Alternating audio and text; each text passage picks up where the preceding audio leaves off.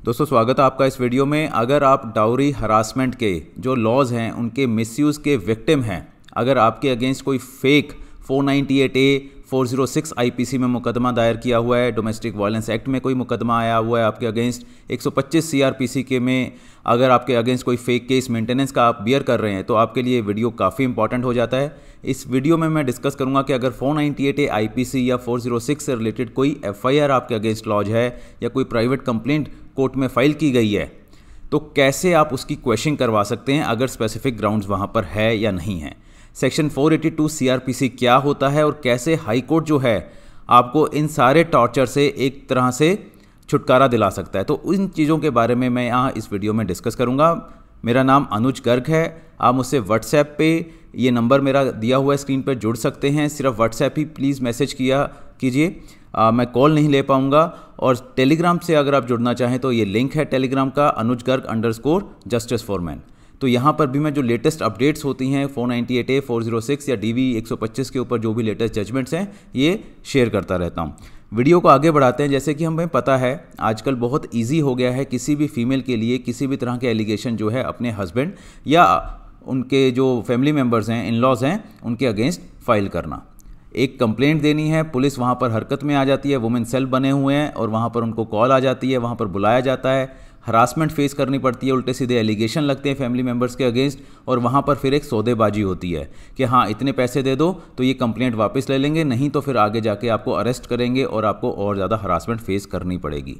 तो जैसे ही FIR laws होती है, कंप्लेंट लॉज होती है पुलिस थाने में, हस्बैंड और उनके फैमिली मेम्बर्स की एक हरासमेंट का जो साइकिल है वो शुरू हो जाता है। वहाँ पर आपको पुलिस को भी पैसे देने पड़ते हैं, बहुत बार आपको वकील करने पड़े तो वहाँ पर भी आपका खर्चा होगा, अपनी आप जॉब छोड़ें, अपना आप बिजनेस छोड़ें। और आपके फैमिली मेम्बर्स में भी बहुत बार होता है, फैमिली मेम्बर्स भी एज पेरेंट्स हैं, ब्रदर सिस्टर हैं, कोई मैरिड है, कोई अनमैरिड है, दूर से आ रहा है, वो सब चीज़ें जो है आपको हरासमेंट फेस करनी पड़ती है। तो एक रेमेडी है अंडर सेक्शन 482 सीआरपीसी, जहाँ पर हाई कोर्ट में आप एक पिटिशन फाइल कर सकते हो, क्वेश्चन जिसको हम बोलते हैं एक नॉर्मल लैंग्वेज में।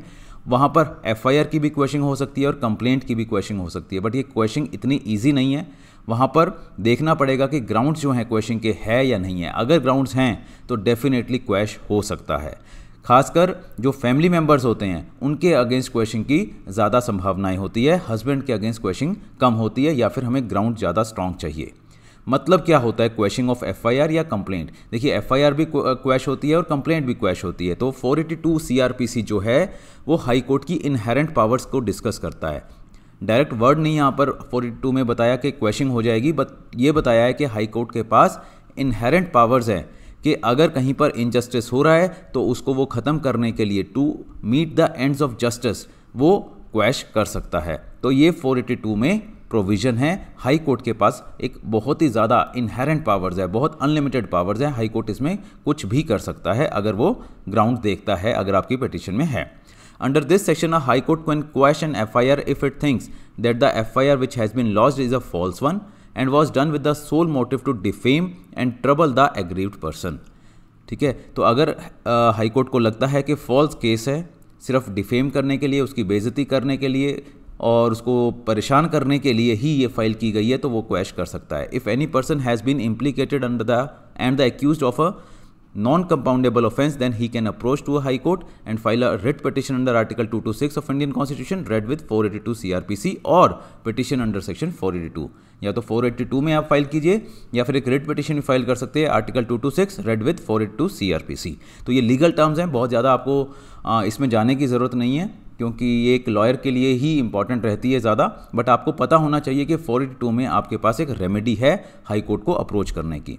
बट यहाँ पर प्रॉब्लम क्या है कि जो बर्डन ऑफ प्रूफ होगा वो पिटिशनर के ऊपर ही होगा कि प्रूफ करना कि एफआईआर जो है वो सिर्फ और सिर्फ एक गलत इरादों के कारण या फिर हरासमेंट करने के लिए ही लॉन्च की गई है। तो ये आपको ही प्रूफ करना पड़ेगा जो भी हाई कोर्ट को अप्रोच करेगा कि ये गलत है, झूठी है और ये सिर्फ परेशान करने के लिए ही फाइल की गई है। So if a false FIR has been lodged against a person, then under 482 CRPC the person can approach High Court by filing an application for the quashing of false FIR। तो inherent power के under high court जो है अगर चाहे तो उसको quash कर सकती है। ठीक है, और अगर वो अरेस्टेड है या जो भी उसके अगेंस्ट प्रोसीडिंग है वो सारी की सारी वहीं पर ख़त्म हो जाएगी। गाइडलाइंस क्या है किस बेसिस पे या फिर क्या जो आपकी गाइडलाइंस रहती हैं कि किन किन बेसिस पे जो है क्वेश्चन हो सकती है। तो state of Haryana and others versus Chaudhary Bhajan Lal and others 1991 का एक केस है, लैंडमार्क केस है, और इसी को मद्देनज़र रखते हुए क्वेश्चन की जो है बता रखा है कि क्वेश्चन कब कब हो सकती है। तो यहाँ पर ऑनरेबल अपेक्स कोर्ट, जिसे सुप्रीम कोर्ट बोलते हैं, in a series of decision relating to the exercise of extraordinary power under 226 482 CRPC gave the following categories of cases by way of illustration wherein such power could be exercised by the high court। तो यहाँ पर बताया हुआ है कि high court कब कब क्वेश कर सकते हैं। तो पहला क्या है पॉइंट, जब एलिगेशन जो है FIR में जो भी एलिगेशन है या कंप्लेंट में जो भी एलिगेशन है, even if they are taken at their face value and accepted in their entirety do not prima facie constitute any offense or make out a case against the accused। सबसे important ही है ये कि अगर जो भी allegation वहाँ पर complaint या FIR में है, अगर हम मान लें कि वो सही भी है तो भी कोई केस उनके अगेंस्ट नहीं बनता एक्यूज्ड के अगेंस्ट। तो ये प्राइमरी ग्राउंड है क्वैश करवाने के लिए FIR या फिर आपकी जो कंप्लेंट है। Where the allegations made in the FIR and other material if any accompanying the FIR do not disclose a cognizable offense। तो अगर कोई भी कॉग्निजेबल ऑफेंस वहाँ पर नहीं डिस्क्लोज हो रहा कि वहाँ पर पुलिस ऑफिसर की इन्वेस्टिगेशन की रिक्वायरमेंट है, तो भी FIR क्वैश हो सकती है। तीसरा है वेयर द अनकॉन्ट्रोवर्टेड एलिगेशन, के एलिगेशन जो भी हैं, एलिगेशन जो भी FIR में अगर उसको हम कॉन्ट्रोवर्ट नहीं भी करें, and the evidence collected in support of the same do not disclose the commission of any offence and make out a case against the accused. कि जो भी एविडेंस आया है तो भी एविडेंस भी सपोर्ट नहीं कर रहा उन एलिगेशंस को, एविडेंस से भी पता लग रहा है कि कोई ऑफेंस ऐसा नहीं हुआ है, वहाँ पर भी क्वेश्चन हो सकती है।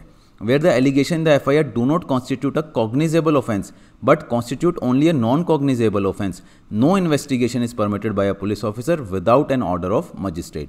FIR में मान लीजिए कोई जो भी एलिगेशंस लगे हैं उसके बेस पे ये पता लगा है कि कॉग्निजेबल ऑफेंस नहीं है, नॉन कॉग्निजेबल ऑफेंस हो सकता है, ठीक है, तो वहाँ पर भी पुलिस इन्वेस्टिगेशन नहीं रिक्वायरमेंट है without the order of magistrate. तो अगर कहीं पर भी नॉन कॉग्निजेबल ऑफेंस होते हैं, वहाँ पर अगर पुलिस को इन्वेस्टिगेट करना है तो मजिस्ट्रेट का ऑर्डर चाहिए। बिना मजिस्ट्रेट के ऑर्डर के कोई भी police officer non cognizable offence में कोई इन्वेस्टिगेशन नहीं कर सकता है एज पर लॉ। तो FIR में देखिए कि कॉग्निजेबल ऑफेंस वहाँ पर बताया गया है या नॉन कॉग्निजेबल है। नॉन कॉग्निजेबल है तो आप क्वेश्चन में जा सकते हैं, पुलिस इन्वेस्टिगेशन जो है आपके अगेंस्ट सारी रुक जाएंगी। Where the allegations made in the FIR or complaint are so absurd and inherently improbable on the basis of which no prudent person can ever reach a just conclusion that there is sufficient ground for proceeding against the accused। मतलब FIR में या complaint में इतने absurd, inherently improbable, मतलब ऐसे allegation है जो हो ही नहीं सकते, हाईली improbable है कि जिनका होने की संभावना बहुत ही ज़्यादा मुश्किल है, कि कोई भी समझदार आदमी उस कंक्लूजन पे नहीं पहुंच सकता कि इस पर्सन ने कुछ किया होगा। अगर ऐसा है तो वहाँ पर भी FIR क्वैश हो सकती है। Where there is an express legal bar and grafted in any of the provision of CRPC और द कंसर्न कोर्ट, तो वहाँ पर भी कोई अगर बार है तो भी वहाँ पर क्वेश्चन हो सकती है। Where a criminal proceeding is manifestly attended with a mala fide और where the proceeding is malicious instituted with an ulterior motive of wreaking venom on the accused and with a view to spite him due to private and personal grudge। अगर आपको लगे कि वो जो case file किया गया है वहाँ पर सिर्फ और सिर्फ इंटेंशन ये है कि कोई बदला लेना है, या फिर वो एक ही मोटिव है कि वहाँ पर उनको परेशान करना है, गलत इंटेंशन से अगर केस फाइल किया गया है, कोई पर्सनल ग्रजेस थी वहाँ पर, तो भी वो FIR जो है या क्रिमिनल प्रोसीडिंग जो है क्वैश हो सकती है। तो ये हमने डिस्कस की जो चौधरी भजन लाल वाले केस में क्वेश्चन के लिए ग्राउंड्स जो हैं सुप्रीम कोर्ट ने बताई हैं कि कब कब हाई कोर्ट जो है अपनी पावर को यूज़ कर सकता है। अब ये कुछ इंपॉर्टेंट जजमेंट्स हैं जो अगर आप भी अपने केसेस में देखें, आप अपनी FIR पढ़िए, कंप्लेंट पढ़िए, अगर आपको लगे कि इस तरह का कुछ है वहाँ पर जो अभी मैं डिस्कस करूँगा, कुछ इंपॉर्टेंट जजमेंट्स हैं, तो भी आप हाई कोर्ट मूव कर सकते हो for the question.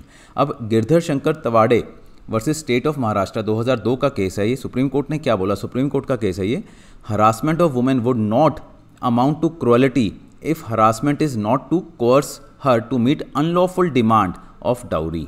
There should be series of acts of harassment to constitute cruelty. तो 498A अगर आप पढ़ें तो यहाँ पर क्रुएलिटी की बात की गई है कि उसको इस कदर परेशान कर देना कि वो सुसाइड करने की तरफ जाए, ठीक है, तो या उसके लिम्ब को कोई डेंजर हो, तो इस तरह की अगर क्रुएलिटी है, या फिर उसको इतना परेशान किया जाए कि अनलॉफुल डिमांड ऑफ डाउरी के लिए, तभी वो क्रुएलिटी आएगी 498A में, अदरवाइज नहीं। तो इसमें क्या सुप्रीम कोर्ट ने बोला कि harassment of women would not amount to cruelty if harassment is not to coerce her to meet unlawful demand of dowry. कि हरासमेंट हो रही है उसकी, बट इसलिए नहीं हो रही कि कोई अनलॉफुल डिमांड जो है डाउरी की, वहाँ पर उसको मजबूर किया जा रहा है कि आप डाउरी की अनलॉफुल डिमांड जो है उसको पूरा करो। There should be series of acts of harassment to constitute cruelty. लगातार एक एक्ट से नहीं होगा क्रुएलिटी प्रूफ, लगातार अगर सीरीज ऑफ एक्ट्स हैं तभी क्रुएलिटी होगा, तभी 498A के दायरे में वो आएगा, अदरवाइज वो क्वैश हो सकता है। तो FIR में देखिए आपके अगेंस्ट क्या बोला गया है। 2004 का केस है ये, Sakattar Singh versus state of Haryana. Supreme court ने बोला birth of male child, demand of TV, scooter and fridge by in laws on occasion of birth, it is not dowry demand. Normally हो जाता है कई बार कि मेल चाइल्ड हुआ है, वहाँ पर कोई कह दे कि हाँ कोई गिफ्ट आना चाहिए यहाँ पर इन लॉज की तरफ से या कोई भी, तो उसको सुप्रीम कोर्ट ने बोला कि वो डाउरी की डिमांड नहीं है। Demand of TV, scooter, fridge जो है, अगर बच्चे के बर्थ के वक्त ऐसी कोई डिमांड है तो उसको डाउरी डिमांड नहीं बोलेंगे।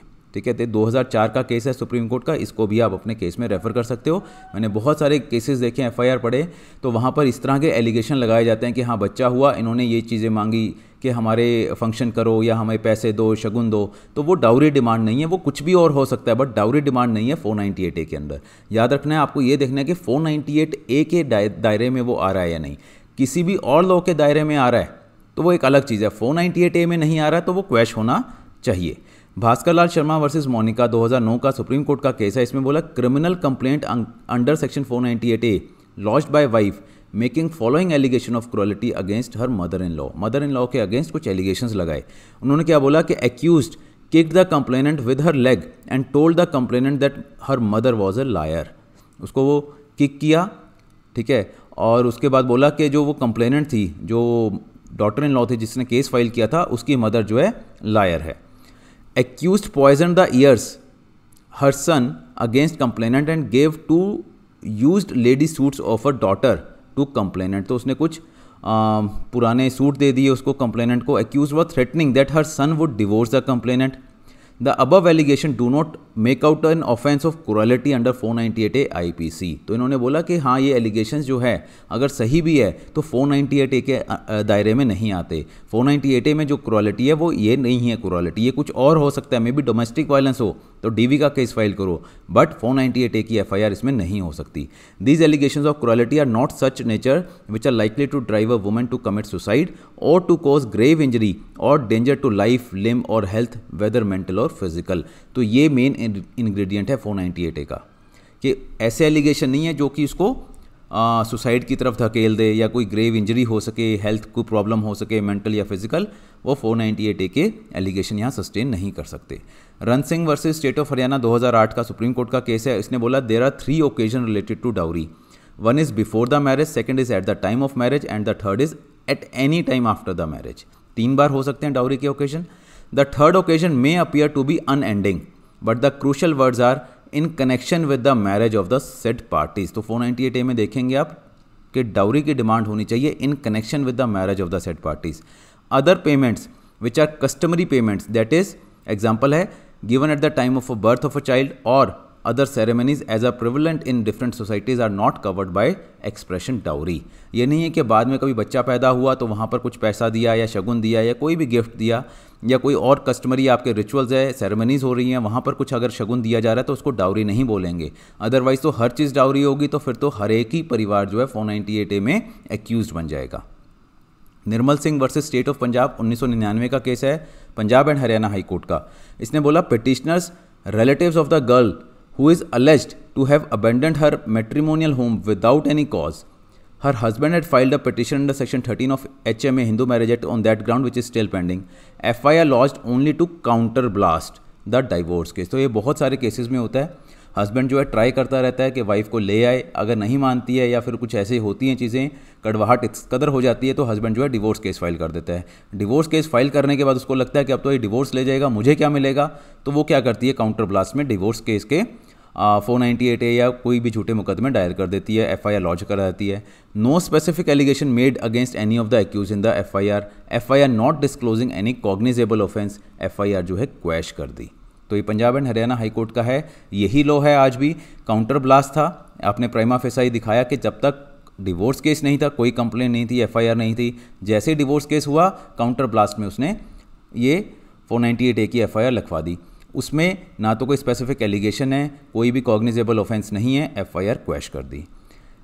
Indira Singh M Rawal versus state of Gujarat 1999 का ही है, गुजरात हाई कोर्ट का। इसने बोला cruelty must be unabated, continuous और रेकरिंग एंड अनबियरेबल। क्रुएलिटी ऐसी होनी चाहिए कि कॉन्टिन्यूअस चलती जाए बार बार और बियर ना हो सके और छूटे ना, मतलब क्रुएलिटी होती जा रही है, छोड़ी नहीं गई।